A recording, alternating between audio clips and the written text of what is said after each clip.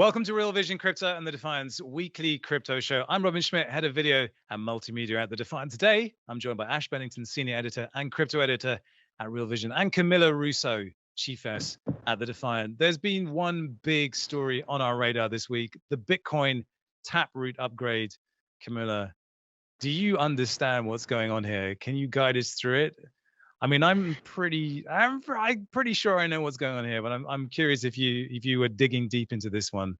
Okay, so I think the main takeaways on why this is important is because it just increases and improves Bitcoin's capabilities across the board, from making it more scalable to making it more private to adding smart contracts. Those, like, each separate feature is by itself huge. Privacy, what it does is that it allows some transaction details to be hidden. And of course, in a public blockchain like Bitcoin, that's important because, as you know, anyone can go and see historically all of the details of every transaction and every action that any address has done, which is, not ideal for most people transacting. And that could open up more, make it more viable for some people and specifically for some institutions to be transacting on the Bitcoin blockchain. It improves scalability because it uses something called Schnorr signatures. Schnorr signatures, yes. Yes. Correct. Okay, pronouncing it well. So that what it does is it packages data in a way that it makes transacting on Bitcoin less intensive data-wise. And finally, it opens the door for smart contracts. And as we know, the huge difference between Bitcoin and more newer blockchain networks such as Ethereum and even next generation blockchains like Solana, Avalanche, and so on, is the ability to process code. The funny thing about this Taproot upgrade is it's the biggest upgrade since SegWit 2017. SegWit was a big deal. It was responsible for a massive pump, and a lot of the Bitcoin-derived networks, such as Litecoin, for instance, they also adopted SegWit, and it sort of promoted this idea that Bitcoin was genuinely upgradable to the point where it might be serviceable as a blockchain at scale for mainstream applications. The promise of that hasn't really been fulfilled. It's kind of continued to resort back to being this store of value asset. Bitcoin, digital gold. Ethereum, in its place, has taken on the role of the app-based, kind of much more flexible, much more interesting blockchain for developers to build on. But then if you say smart contracts on Bitcoin, of course, there's a ton of liquidity stacked in Bitcoin, the most value of any network. So if you can unlock that value, particularly in DeFi, for instance, it becomes incredibly interesting. What's so clear to me is like how deep is that kind of smart contracts capability? Like, is it actually Turing complete? Do you know like how far that goes? It's a bit of a meme. Let's be honest. So the privacy thing is a bit of a meme. The smart contract thing is a bit of a meme, and it's a great headline. The most interesting part of it is just being able to pack signatures down into a smaller size, which means you can pack more of them into a transaction, which means it should be cheaper to use Bitcoin. How much cheaper? I don't know. What tends to happen is as you increase the capacity, more people pile in and it just gets expensive again. It's interesting to compare this to SegWit. For those who weren't around during the 2017 cycle, SegWit, segregated witness, was about segregating the signature component. This is something that was part of a larger theme called the blockchain scaling wars, the blockchain size wars. This is something that created a great deal of controversy in the space in 2017. It created a series of fragmented chains, meaning that there were actual forks where people split out the blockchain for Bitcoin, claiming that, for example, BSV, the blockchain Satoshi version, there were all of these sort of very controversial forks, very controversial schisms in the community back in 2017. So I guess the first question I have is, do you think that that's something that's a risk from Taproot that doesn't sound, based on the conversation that I've heard, to be something that's in play this time around? I don't think it was controversial this time. It was Yeah. three separate proposals that were merged together and passed, and generally seen to be in the best interest of the blockchain. The wars you're talking about previously were very much personality led. It was Craig Wright, Yeah. it was Roger Ver, all basically espousing a different philosophy of Bitcoin, and Yeah. all really trying to achieve the same thing, which is they believed fundamentally in Bitcoin as the most decentralized network, the most secure network, and therefore the more value you could push towards this, the better your support towards a true vision of decentralization. But of course, the market decides where it wants to go, and developers decide where they want to go, and where they wanted to go was Ethereum because that's where all the action was. And then, of course, we had DeFi, and that exploded a completely separate instance of financial innovation. What was very interesting with DeFi was that a lot of Bitcoin value moved to Ethereum via wrapped BTC. And what I want to know now is how much of that wrapped BTC will start to go back to its parent network, the original home base, to start taking advantage of what might be possible there. We don't know. That's the thing. We just don't know. And so this whole, it's private. You can, for instance, mask a Lightning Network transaction and make it look like a normal transaction. You can mask a multi-signature transaction and make it look like a normal transaction.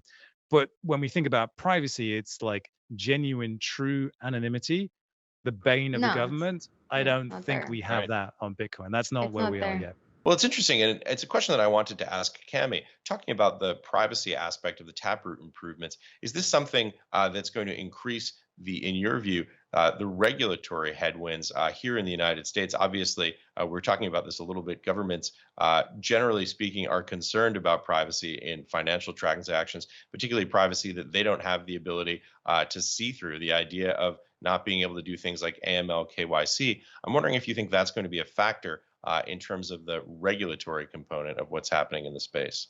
It could be, but honestly, I don't see that having a huge impact on how Bitcoin specifically is being regulated. I think Bitcoin has, for now, been kind of the most accepted and palatable crypto for regulators. You know, it's been offered in futures. There's now a Bitcoin futures ETF.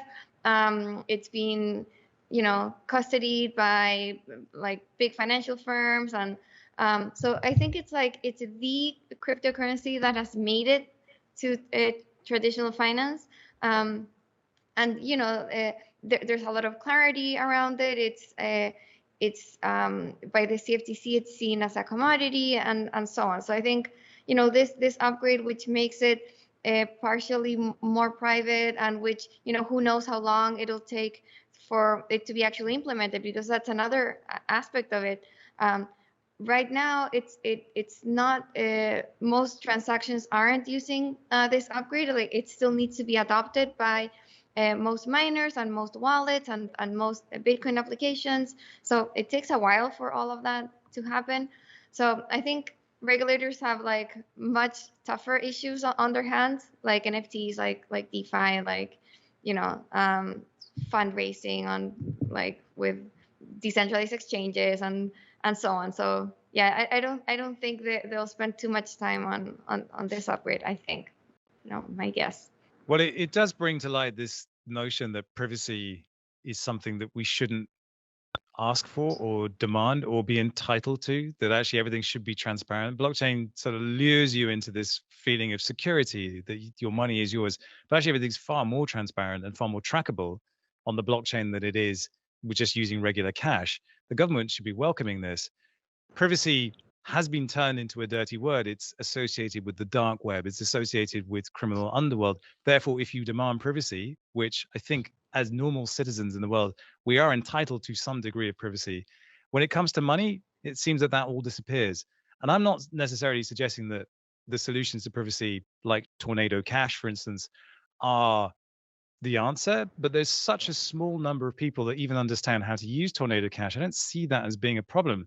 What I see as being a problem is the word privacy itself.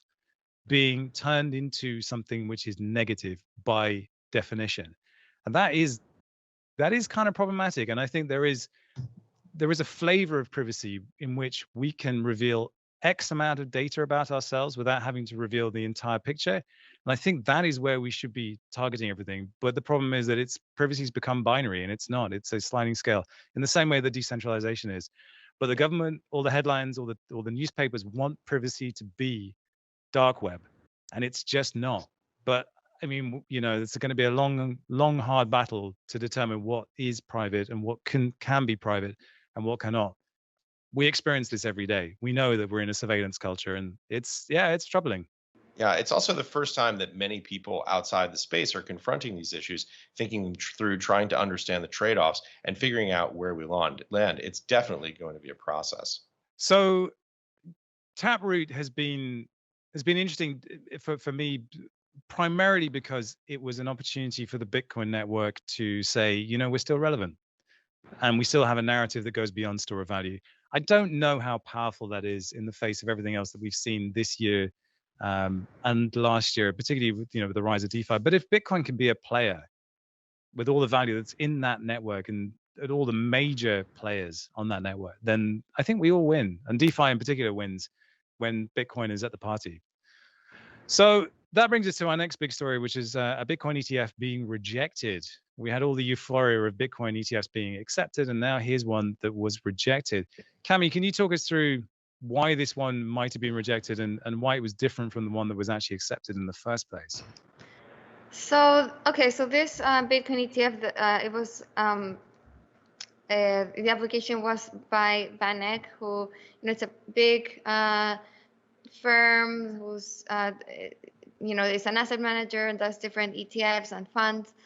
And their proposal was to have a spot based Bitcoin ETF. What that means is that instead of holding futures, like Bitcoin futures, which is a derivative of Bitcoin, it holds and tracks the value of actual Bitcoin.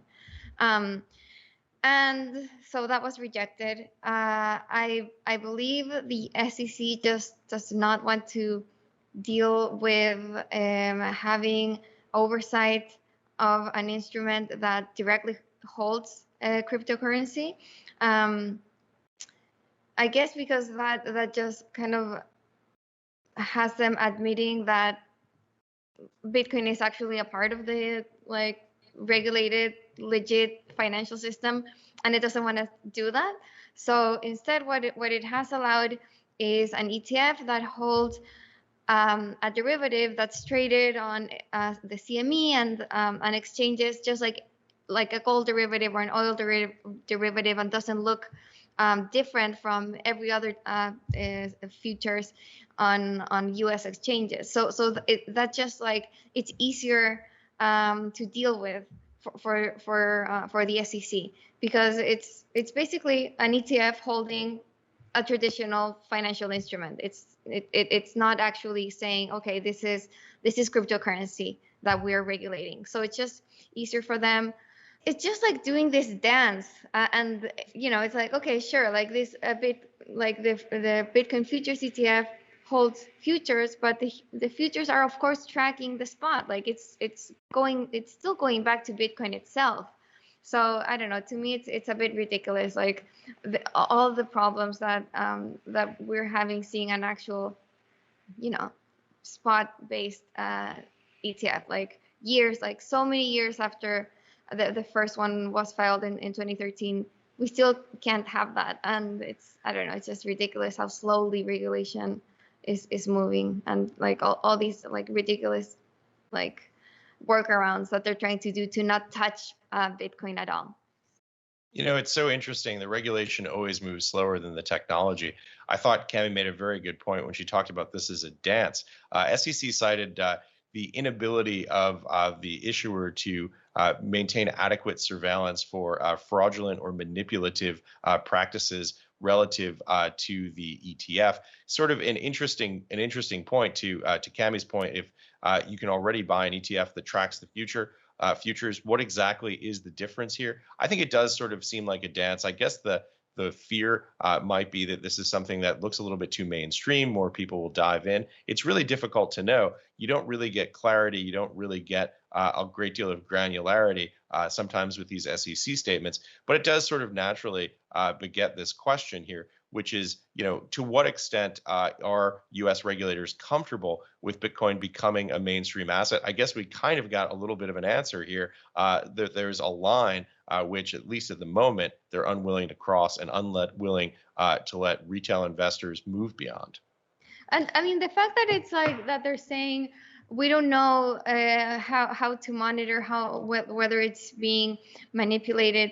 I mean, what about traditional markets? I mean, those are much harder to track whether there's manipulation. As we've just talked, all the transactions on Bitcoin are public. Everything is public. It's exchanges. The wallets are public. You can see what they're doing. So to me, I mean, saying that is just like putting Bitcoin on this like bad boy basket, and like pretending that all other like traditional financial assets are just like sparkling clean, and that financial institutions never manipulate, and there's like perfect oversight on the market. No, that's ridiculous. It's I mean, to me, that's totally a very lame excuse. Let's not sugarcoat it, though. There is plenty of evidence that suggests Bitcoin markets are manipulated. Of course. And there are reasons indeed to be suspicious. And when, most of the trading is done between Bitcoin and USDT, which is not a squeaky clean, squeaky white asset, I can understand why they'd be reticent. One of the things that comes up often is custody. How is physical Bitcoin being stored? I think that's an easy stick to beat them with. And I doubt very much that these applications hadn't considered that and put forward pretty plausible ways of doing that. And then another one is the pricing. How do we trust the pricing? How do we trust the oracles that are coming through? And I think that's one of the reasons they talk about manipulation, that those prices can be moved around. And like, if you spend any time tracking Bitcoin, it's a little bit suspect. Let's be honest. Sure, but I mean, like, how different is it from traditional finance? Like, my point is, yes, there is manipulation, but it's much easier to spot than in a more opaque market. Yeah, I mean, if anyone who's been following, for example, GameStop and AMC looks at these markets and thinks, there's no irregularities in trading that are happening there, it's an interesting point, certainly. And I think to Robin's point, the idea of physical custody of the underlying asset could be an issue here, certainly, and also one that would be mitigated by the ETFs around futures, where that's less of a concern. But I think you guys are both spot on this. There is this tendency to segregate out digital assets in a way that seems, at least on its surface, to hold them to a kind of higher standard that traditional markets might not be able to meet either. Well, there's definitely a degree to which they can say Bitcoin is over there. And it's a different thing. It's a new thing. It demands new rules, and we should be circumspect about how we deal with it. And I think we had this discussion last week about stablecoins and how they leap over that fence and say, hello, we're here, and we are an existential threat to your coveted US dollar. That's where stuff gets really fun, because they, with CBDCs on the horizon, you have this real existential threat to cash as we know it. And like, there's been more drugs and smuggling and illegal activities done with cash and US dollars in particular than any other currency. It's a very interesting debate, and it's not one that we on our own can win. But you're starting to see more and more support around the place from, we had mayors saying they'll take their first 3 months paycheck in Bitcoin. This is getting real. It's getting genuinely real right now, and it's fascinating to see those tensions play out in real time. There is this feeling or fear, I think, from U.S. Regulators that crypto is just like an inherent threat to the U.S. dollar, and I think that's where kind of all this comes from in the end. Just like all this this trying to keep crypto at bay as much as possible. Because there's this fear of, okay, what if it comes and just like replaces the dollar, like the instability that can cause. But I don't know. I think there is like the far bigger risk is for the U.S. to miss out on the opportunity to be at the center of this innovation and of this new kind of I don't know. We're in the midst of this new like technological revolution comparable to the industrial revolution. You know, we're in the crypto revolution, and the U.S. should want to be at the center of it. You know, otherwise, like it's not like all this regulation is not going to make crypto go away. It might make crypto go away from the U.S., but it'll be developed elsewhere. And of course, like U.S. competitors will take that opportunity and will take the chance to be the center of it. Of course, like thinking of China. So I think that's a far bigger threat. And in the end, you look at all these stable coins, what are they tracking? They're tracking US dollars, you know? So I think they're just being so narrow-minded, because in the end, you know, these stable coins are being backed in part by US dollars. What's going into all these DeFi lending platforms is US dollar derivatives. So I think, you know, hopefully they'll be more open-minded and see that, you know, if they embrace it, they have a lot more to gain than to lose. Hey, can I ask both of you guys a question? In the conversation, we talked a bit about stable coins there. Do you both think that stable coins here in the US, backed by central bank CBDCs, central bank digital currencies, are now a fait accompli? In other words, is this something that's definitely going to happen here in the US? Are we definitely getting a Fed coin? Well, I'll take that one first, because I think you're absolutely right that they are. And it's not because they are inevitable in the US, it's because China is already doing it. And therefore, if you want to protect the hegemony of the US dollar against, you know, the rise of the digital yuan, then you have to. The digital yuan has been rolled out in test phases over the course of the last year to extraordinary scale and is ramping up very, very rapidly indeed. And yeah, it's a real thing, and it's really happening. And I can only imagine that the US government will be responding in kind. Yeah, I'd imagine that's the case as well. It's like, I mean, informally, I've seen just a lot of interest from like just organizations, like big organizations looking at CBDCs,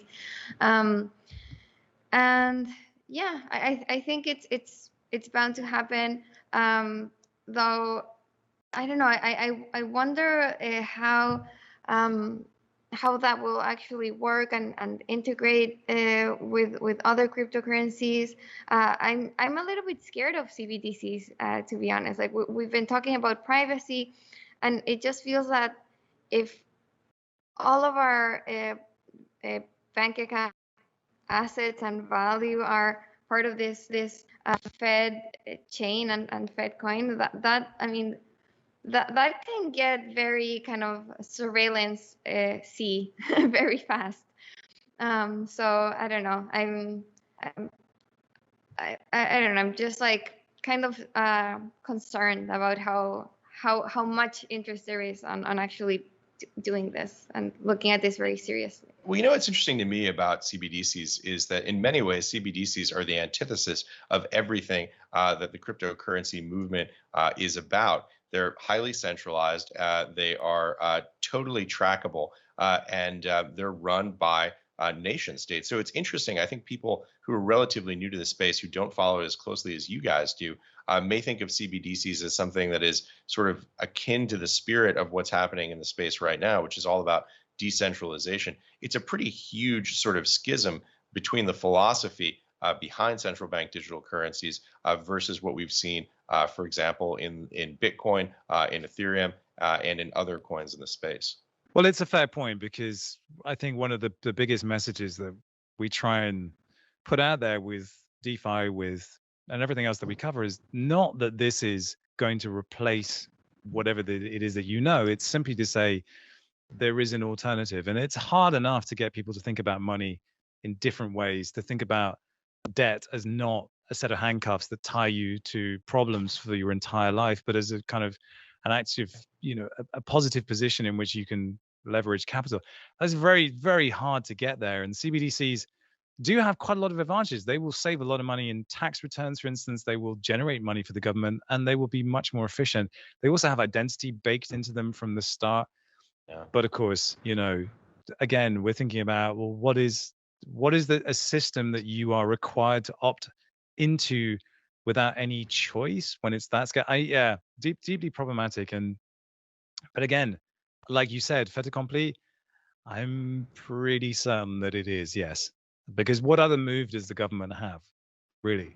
Yeah, I mean, it seems like the only thing that's certain here is that the future represents change. The future represents greater digitization of the financial system, of commerce more generally. And it seems as though, as we think through the different paths that it's developing toward, that 5 years from now, 10 years from now, the world of commerce, the world of finance, the world of business is going to look very different than it does today. Well, that's absolutely right. And what we've been talking about so far are assets and protocols which represent a threat. What is so fascinating is that NFTs, and then we talked about them last week, represent no threat at all. They are a thing that is sort of fun and interesting and a bit quirky, and it represents culture, or can do, and it can represent art. And there is really, if you talk about, for instance, we had this week a member of the Bored Ape Yacht Club who's got 4 apes, and he signed a deal with Universal Music Group to create a band called Kingship around these NFTs. Who's threatened by that? And yet this is a mechanism by which crypto and crypto ideas will vault into public consciousness. Jimmy Fallon bought an ape this week. Post Malone's bought an ape. You're like, hang on a second. We've been fighting this battle on the front of, the future of currency and everything else, but actually around the back, culture is just gently doing the work of helping people get interested in something they would never have thought about otherwise. And, we're talking about NFTs. Coinbase is about to launch an NFT marketplace, and Coinbase is significant because they tried to launch a lending platform, and the SEC shut them down quite aggressively and said, no, you can't do that. But they're not going to shut down their NFT platform. And Coinbase is significant because it's pretty much the primary mechanism by which people onboard and offboard into crypto at the moment. I mean, it probably shouldn't be because their fees are insane. But in terms of a user base, big time. 1 million people signed up for that NFT marketplace. Bang. 1 million users, you can do something with that. It's going to be big. I'm not sure how, but it is going to be big. Camila, do you have any thoughts on that one? Well, I just like stepping back from the Coinbase and NFTs topic, and we have this headline that Brian Armstrong said NFTs could be bigger than all of crypto, which is huge. But I want to push back a little bit on your premise that NFTs aren't a threat, because I was so interested to see all the backlash against NFTs in like outside of our crypto enthusiastic bubble. I think it was last week that Discord said it wanted to do something with NFTs and have like an Ethereum login, and like that whole community just blew up, being like, no, you will not do this. And that's when you realize there's this huge gap between what we understand and are seeing with NFTs and crypto and what most people are still seeing, which is still a threat. It's this idea that they don't know what this is. They think it hurts the environment. They think it's some of the criticism I've read were saying the internet is this free space, and now you want to add like money to it and property to it. It's like this deranged capitalistic version of the web and so on. And I'm like, it's a complete opposite. Like NFTs are like allowing people, artists, creators to monetize their work, to organize their communities. It actually empowers you as a user of the internet. And it's like, how can you not see this?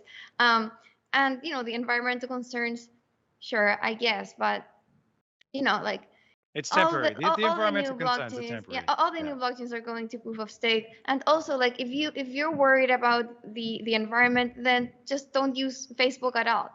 Don't use Discord. Like, all those servers are creating much higher environmental impact than Ethereum is. So Yes. I don't know. To me, do the it's maths on your Netflix subscription, please, and then let's talk. Exactly. Yeah, it's so interesting, to pick up on some of the points that Cami just made. The idea of artists and creators. I mean, I think to me, the biggest shift that's happened with NFTs is when we go to crypto conferences, and I see Cami at these conferences. We physically are on the ground at these conferences. It's fascinating to me to see the new level of enthusiasm and diversity that NFTs have brought to the space. There are people who are incredibly passionate about the content, incredibly passionate about collecting the art. It's brought an infusion, at least in my view, in terms of what I've actually seen, just a level of energy to the space that didn't exist before. That said, look, there are definitely some potential headwinds here. Number one, valuations have risen very quickly, very dramatically. We don't really know what the natural valuations of these things are because there are no cash flows to value. It's very difficult to understand whether a Bored Ape is priced fairly or not, whatever that may or may not mean. Second, there are allegations of wash trading in the space, the idea that people effectively are selling NFTs back to themselves, running up the prices, and then selling them to third parties. To the extent that that's happening, we don't really know. It's difficult to get transparency in that space because, obviously this isn't something that's like exchange listed. So you can create wallets, you can effectively mechanize a way of doing these wash trades where it makes it very difficult to detect. Now, finally, from a regulatory standpoint, I don't think that NFTs are a zone that are completely free of risk. Now, in terms of the possession of intellectual property, that certainly seems more like a type of property than it would a security. But some of the features that we're seeing being developed in NFTs that spawn other NFTs, for example, look a little bit like an in-specie payment that you might see on a bond. I think there's certainly no reason to believe that NFTs will forever and always remain clear of, for example, being considered securities by SEC. After all, if it's an investment of money in a common enterprise with the expectation of profit from the efforts of others, that's what the Howey test says, and it's possible certainly that NFTs in the future could potentially come into conflict with it. So it's a fascinating space, I think, because you have these very powerful forces colliding against each other. The level of passion and enthusiasm for retail investors, which I think we all agree is a great thing in the sense that it's bringing new people into the space. I love NFTs. I think they're incredibly cool, but also there are definitely some potential risks there quivering on the horizon. Regulators have been pretty clear that like fractionalized NFTs, for example, are securities. So yeah, I agree with that. Well, it's interesting because an NFT can represent all manner of things. We're just covering this week Visa Finance, in which you have smart vaults, and you open up a smart vault, it's an NFT. You put your assets inside it, and then it's the vault that interacts with DeFi protocols and not your assets themselves. So it acts as a kind of digital condom for your digital assets. Could have put that better, but I didn't. But we all understand that there are significant risks attached with interacting with DeFi protocols, and this protects you from that, and it permissions your assets within it. That's an NFT. I mean, you go in and look at it on OpenSea, and it's nothing. It's just a thing, but that's still an NFT. An LP position on Uniswap is an NFT. So we have to be a little bit careful that we don't just blanket kind of turn everything into one of these. But you can't right-click save this. I've got another prop here. This is actually my Bored Ape, the real one, but in like painted canvas form. So I paid someone to actually paint it for me in IRL, so I could go on the Real Vision show and actually show it. But like, I don't really know what to make of this. I am deeply disturbed by how mainstream it is and how memey it is. I don't want to name drop here, but this week I got to speak to Ice Cube, as in the Ice Cube from NWA, talking specifically about censorship, about being defiant, about speaking up for things. And like just hearing him talk about what it was like 1989 to say the things that he was saying, to be shut down the way he was, And then to come through that and be who he is now, I don't know if it's fair to make a comparison, but there's certainly degrees to which, you know, the barriers that are being put up in front of us feel like, and you know, established entities under threat in the same way that they did for him. And the only reason I made the comparison is we're talking about culture and the ability of culture to penetrate through and awake interest in young people who are then going to take this on and make it their own. And I kind of feel like the same thing is happening, but I when I see Post Malone with an ape and I see Jimmy Fallon with an ape, I'm like, is it gone too fast? Crazy. I don't know. Certainly exciting. Well, that seems like a good place to wrap it up. I'm literally surrounded by NFTs. I love these things. It's awakened in me a sense of just like collecting again.